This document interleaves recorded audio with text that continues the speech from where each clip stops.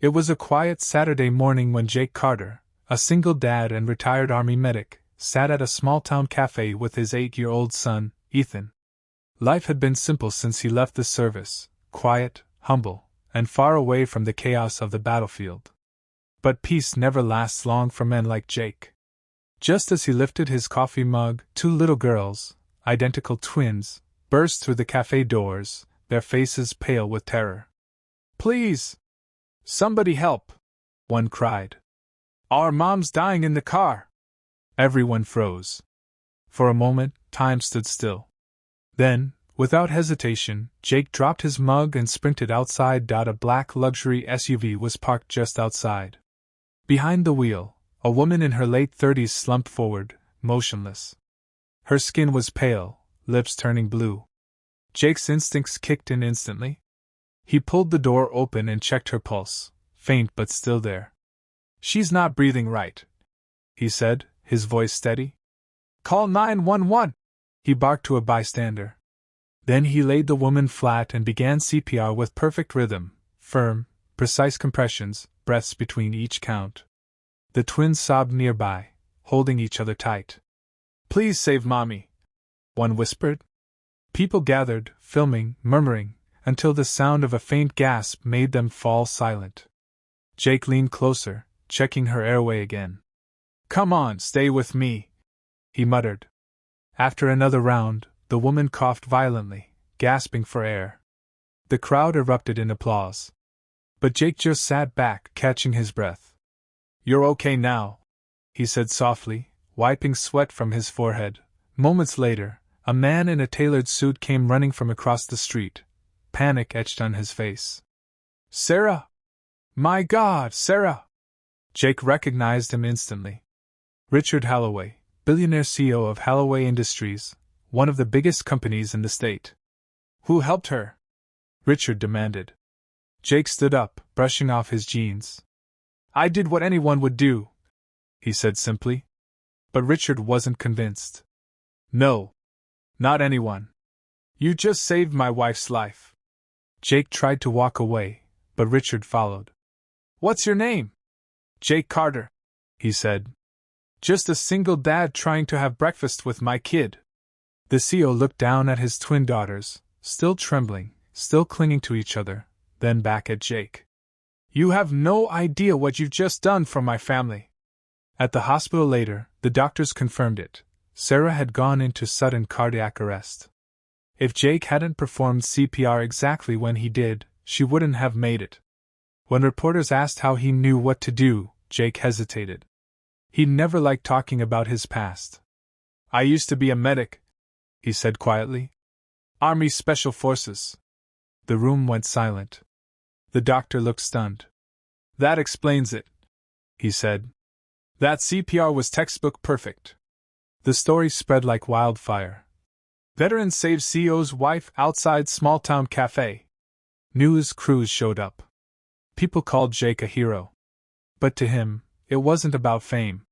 It was about 2 little girls who still had their mom because someone stopped to care. A few days later, Richard Halloway visited Jake's small rented home. He handed Jake a card. "I looked into your service record," he said. "You trained medics who saved hundreds overseas. Yet here you are, barely making ends meet." Jake shrugged. "I'm just doing my best for my boy." Richard smiled. "Then let me do something for you. My company funds a medical outreach foundation. I want you to lead it. Teach emergency response, save more lives." Jake's eyes widened. "You sure? After what you did for my family?" "I insist." Months later, Jake stood in front of a group of new trainees at the Foundation's rescue center, paramedics, volunteers, veterans. His son and the Halloway twins watched proudly from the sidelines. He smiled, voice steady and full of purpose. "Sometimes," he said, "heroes don't wear uniforms anymore. Sometimes they just happen to be in the right place, at the right time, and choose to act." The twins ran up and hugged him tightly. "Thank you, Mr. Jake," they whispered. And for the first time in years, Jake felt something he hadn't felt since leaving the battlefield. Peace. 6 months later, Jake Carter's name had quietly become a symbol of hope in the small town. The Holloway Foundation for Emergency Response had trained over 300 volunteers, from high school teachers to grocery store workers, in CPR and first aid. But Jake never took credit. Whenever people tried to thank him, he'd simply say, "Don't thank me. Just promise you'll help the next person who needs it." His humility inspired everyone, including his son, Ethan. One evening, as they walked home from the training center, Ethan tugged at his dad's hand. "Dad," he said softly, "I think I want to be like you when I grow up." Jake smiled. "Then I guess I did something right." One cold winter morning, Jake received a call that sent chills down his spine. There'd been an accident on the highway. When he arrived, the scene was chaos. A school bus had skidded on black ice.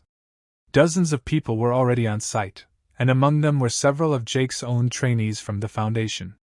To his amazement, they were calm, organized, working with precision.